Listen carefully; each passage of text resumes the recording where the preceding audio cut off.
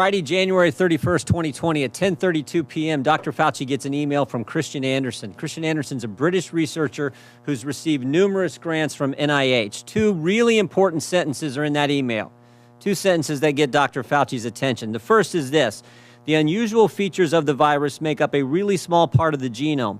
So one has to look really closely at all the sequences to see that some of the features look engineered. Again, this is January 31st, 2020. Second sentence: Eddie, Bob, Mike, and myself all find the genome inconsistent with expectations from evolutionary theory. Email arrives 10:32 to Dr. Fauci on January 31st, 2020. 2 hours later at 12:29 in the morning, Dr. Fauci sends an email to his top deputy, Mr. Hugh Auchincloss. Guys worked for Fauci for 15 years, part of his inner circle. Sends it, subject line says important in all capital letters. He attaches a paper on gain-of-function research written by Dr. Barrick and Dr. Shi. Dr. Shi, of course, is the so-called Bat Lady, Batwoman, the lady who does research in the Wuhan, China lab. This email, Dr. Fauci says, again, to his top deputy, it is essential that we speak this AM. Keep your cell phone on, read this paper. You will have tasks to do today that must be done. Notice the intensity. Notice the focus. I mean, this is the house is on fire email here. Now, 2 hours after that, at 2:48 in the morning, Dr. Fauci's busy this morning. 12:29, that email he sent to Dr. Auchincloss, his top deputy. 2 hours later at 2:48 in the morning, he sends another email, this one to Robert Kadlec, Assistant HHS Secretary, Trump appointee, not part of his inner circle, and he attaches a different article to this email, one that says the virus came from an animal, that downplays any lab leak theory. Now, again, notice the tone of this one. Bob, this just came out today. Gives a balanced view. Best, Tony. I mean, totally different from the previous. This is one like, oh, if you get a chance, read this, gives a balanced view. So the tone is different, but also that sentence, gives a balanced view, it's not true either. That's just not accurate. This article downplays, as I said, the lab leak theory, emphasizes evolutionary cause to the virus. What happens next? What happens next? Later that same morning at 11:47 a.m., Dr. Fauci's deputy gets back to him. I just want to read you this whole email. The paper you sent me, the one he sent him on, that was written by the virologist from Wuhan, China, and Dr. Barrick, the paper you sent me says the experiments were performed before the gain-of-function pause, but have since been reviewed and approved by NIH. Not sure what that means, since Emily, someone else who works for Dr. Fauci, is sure that no coronavirus work has gone through the P3 framework, which, of course, is the oversight body that's supposed to approve any grant dollars going for gain-of-function research. No coronavirus work has gone through the P3 framework. Final sentence, she will try to determine if we have any distant ties to this work abroad. She will try to determine if our fingerprints are on any of this. All these emails happen in 13 hours. So 13 hours after Dr. Fauci gets the initial email from Christian Anderson saying, looks like this virus is engineered, not consistent with evolutionary theory, Dr. Fauci knows some important facts. First, Dr. Fauci knows there's a lethal virus on the loose that started in Wuhan, China. Second, he knows the American taxpayers have funded gain-of-function research in Wuhan, China. Third, he knows that the research grant didn't go through the required oversight board. Fourth, he knows the virus, quote, looks engineered and, quote, not consistent with evolutionary theory. And finally, fifth, Dr. Fauci knows he may have ties to this work in China. His fingerprints, in fact, may be on this.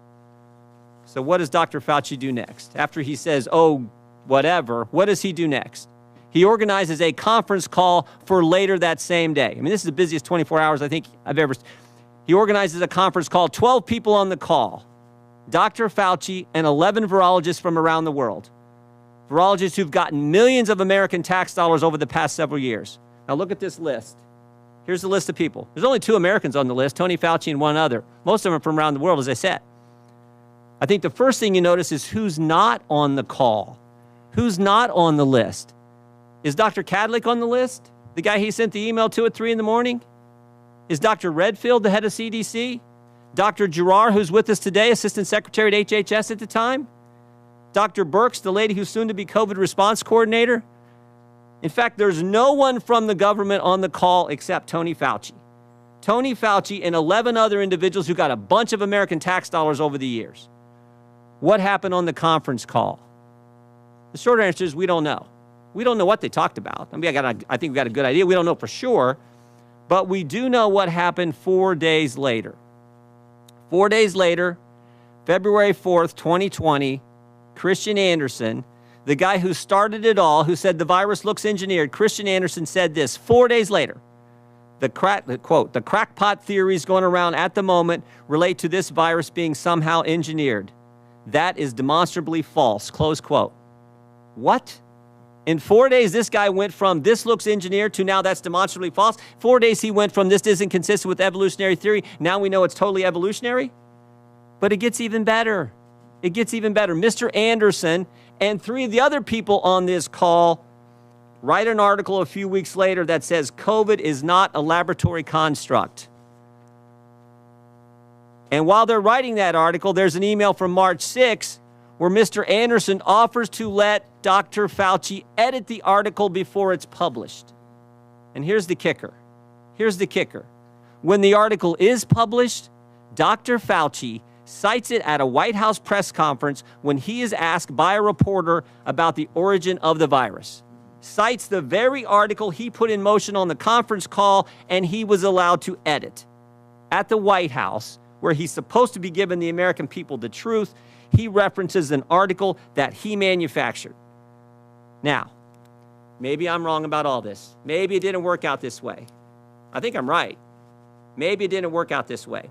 But it would have been nice, Mr. Chairman, if Dr. Fauci would come today and answer our questions. He could have come here and defended himself, but he didn't have the courage to do it. And you know who else wouldn't come?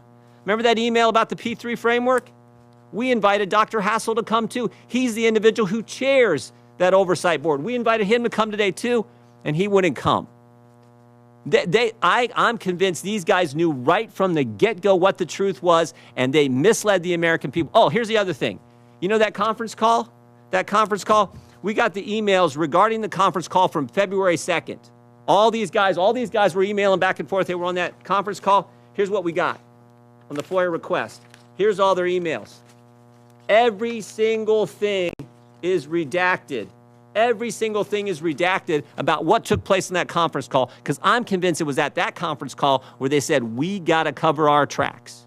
And again, maybe I'm wrong. Maybe I'm wrong. But Dr. Fauci could have been sitting right there and answering our questions, and he wouldn't come today. I yield back. Thank you, Mr. Jordan, and let the